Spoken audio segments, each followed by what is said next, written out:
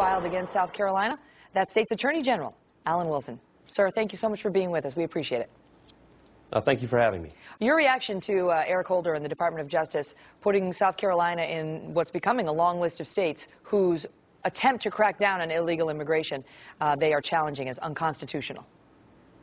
Well, first off, we were not surprised by this, and I find myself in good company. We've looked and followed the track of many of the other states that the federal government has attempted to have their immigration laws ruled unconstitutional.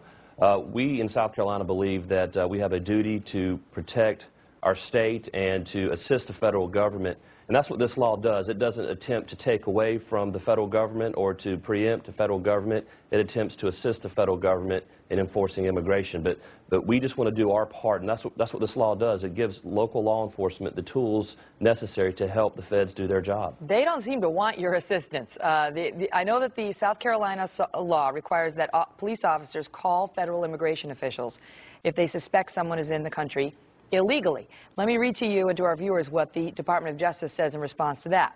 This law will place significant burdens on federal agencies, diverting their resources away from high-priority targets such as terrorism, drug smuggling, and gang activity, and those with criminal records. They seem to be objecting to the fact that they're going to have a lot of illegal immigrants or suspected illegal immigrants referred by you to them, and they can't handle the volume, so you're interfering with their enforcement priorities.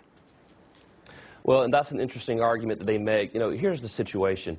The federal government is either failing or refusing to address the immigration problem. The states are trying their best to assist the federal government. So I find it interesting that on one hand they say that they can't, they don't want the help that the states are offering. The question I'm asking the federal government is, why don't you want local law enforcement to support you? They even have a program under the 287G that allows for this. We're simply creating a mechanism at the state level that will give them more resources. So I don't understand the argument on how it takes away from their resources when we're actually giving them boots on the ground in the respective states. You know, they seem to be, they've said very openly that they are prioritizing illegal immigrants who have a criminal history, who have committed crimes once they've gotten into the country.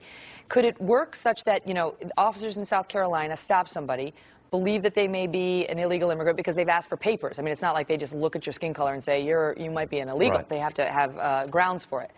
So if they then refer those people to the Department of Justice, the DOJ doesn't have to do anything about the case if it doesn't want to, does it? I mean, it can still make the priorities that it wants to make, no?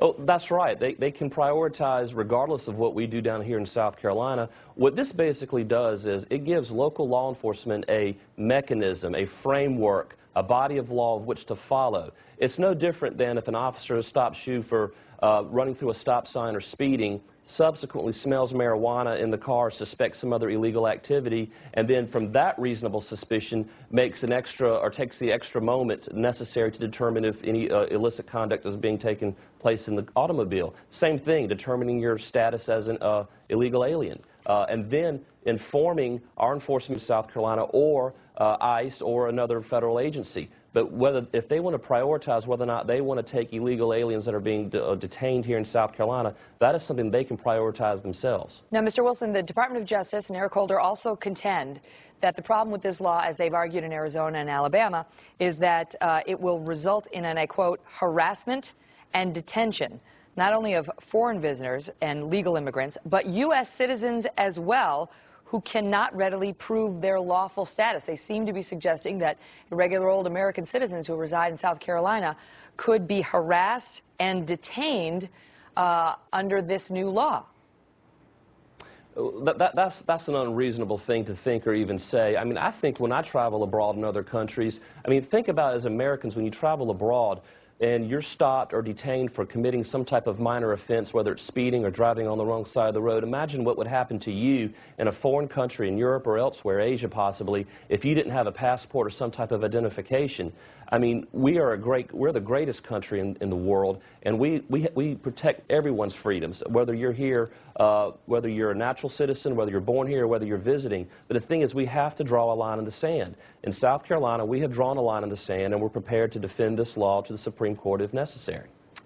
Alan Wilson, thank you so much for being here, sir. All the best to you. Thank you.